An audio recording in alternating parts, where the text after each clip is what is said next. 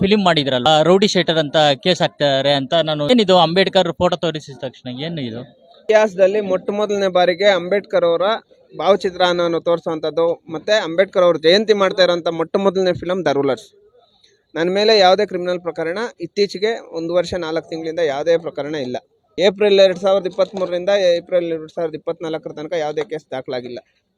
Poster ಹಾಕಿದ್ದೀವಿ ಅಂದರೆ ಕೋಲಾರಲ್ಲಿ ಅಂಬೇಡ್ಕರ್ ಅವ್ರ ಪೋಸ್ಟರ್ ಹಾಕಿದ್ದೀವಿ ಅಂದರೆ ನಮ್ಮ ಪಿಕ್ಚರ್ ಪೋಸ್ಟರ್ ಹಾಕಿದ್ದೀವಿ ಅಂತ ಹೇಳ್ಬಿಟ್ಟು ಒಂದು ಫೈನ್ ಹಾಕ್ತಾರೆ ನಗರಸಭೆಯಲ್ಲಿ.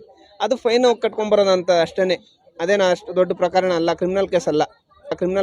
ಅದು ಬಿಟ್ಟರೆ ಯಾವುದೇ ಕೇಸ್ ನನ್ನ ಮೇಲೆ ಆಗಿಲ್ಲ.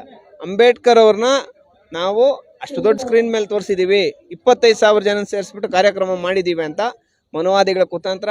ಏನು ಈ ದುಡ್ಡಿರೋಂಥ ಶ್ರೀಮಂತರ ಉದ್ಯಮಿಗಳು ಯಾರಿದ್ದಾರೆ ಇವರು ಸೇರಿ ಆ ಕಾರ್ಯಕ್ರಮಕ್ಕೆ ಸಂಬಂಧಪಟ್ಟಂಗೆ ನಾವು 17ನೇ ತಾರೀಕು ಕಾರ್ಯಕ್ರಮ ಮಾಡಿದ್ರೆ 25ನೇ ತಾರೀಕು ನಮ್ಮ ಮೇಲೆ ರೌಡಿ ಶೀಟರ್ ಮಾಡಿದ್ದಾರೆ. ಅದಕ್ಕೆ ಸಂಬಂಧಪಟ್ಟಂಗೆ ಕಾನೂನು ಹೋರಾಟ ಮಾಡ್ತಾ ಇದೀವಿ ಸರ್.